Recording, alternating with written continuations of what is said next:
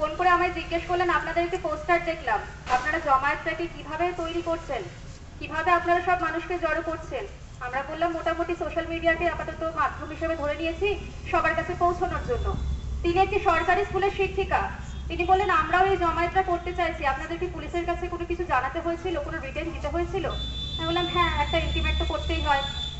বললো আমাদের না টিচারদেরকে কেউ যেতে দিচ্ছে না, ওপর মহল থেকে বলছে না টিচাররা গিয়ে নিয়ে ইন্টিমেট করতে পারবে না, হয়তো তাদের উপর কোনো বাধা নিষেধ রয়েছে। অর্থাৎ তারা আসতে চাইছেন কিন্তু কোথাও একটা তাদের স্বাধীনতাকে খর্ব করা হয়েছে। কেন?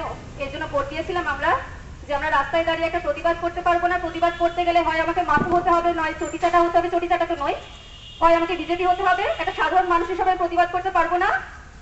আমি সরকারি স্কুলে আছি বলে আমি এসে দাঁড়াতে পারবো না। আমি আজকে যে স্কুল থেকে এসেছি সেই স্কুলের হোয়াটসঅ্যাপ স্ট্যাটাসে তাদেরকে রীতিমতো আমাকে ব্লক করে রাখতে হয় যাতে আমার স্ট্যাটাস তারা কেউ দেখতে না পায়। আমার ফেসবুকে তারা কেউ নেই যাতে আমার কার্যবিধি সম্পর্কে তারা কেউ জানতে না পারে। সারাক্ষণ আমার স্কুলে আমাকে জানানো হয় যে এসব আন্দোলন করে কিছু হবে না, কিন্তু কি করলে কিছু হবে তারা আমাকে বলতে পারেনি। হয়তো তাদের মতো গোল টেবিল বৈঠক করলে কিছু হবে কিনা আমি জানি না। আমাকে সাধারণত তাদের কাছ থেকে লুকিয়ে আমাকে এই সমস্ত কাজ করতে হয়, আমি জানতে দিই না। আমি এটা করতে পারি কারণ আমি একটি প্রাইভেট স্কুলের শিক্ষিকা। বাকিদের ক্ষেত্রে কিন্তু এই সুবিধাটুকু থাকে না, তারা রাস্তায় নামতে চাইছেন অথচ তারা নামতে পারছেন না। আমাকে বারবার বোঝানো হয়েছে যে এটা হচ্ছে চাল, এটা রাজনৈতিক অভিসন্ধি, ক্ষমতা দখলের অভিসন্ধি। ক্ষমতা দখল যদি করাও হয়, কেউ যদি রাস্তায় নামে, এখানেও না ভুলটা কোথায়?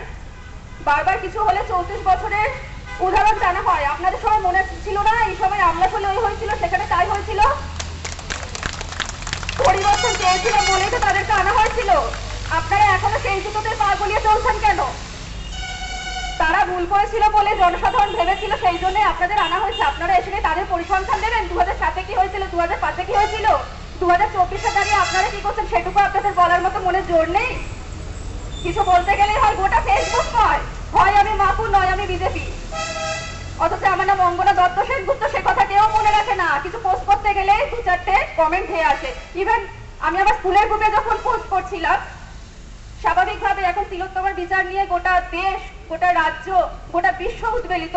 সেখানে আমাকে বলা হলো যে আমি নাকি ফুটেজ খাওয়ার জন্য এই সমস্ত কাজ করছি। কার কাছ থেকে ফুটেজ খাবো? কে দেবে আমাকে ফুটেজ? লোকে তো আমার নামটুকু জানে না, লোকে তো জানে আমি হয় মাহফুজ নয় বিজেপি। কে দেবে আমাকে ফুটেজ?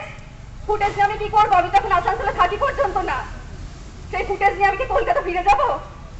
কলকাতায় তো ওই ফুটেজ আমি কিছু করতেও পারবো না। কেউ আমাকে পুজো মণ্ডপে তো উদ্বোধন করার জন্য ডাকবে না। ওই ফুটেজ নিয়ে আমি করবোটা কি? আমি এরপর ডেকে নিচ্ছি তুলসী রানী স্কুলের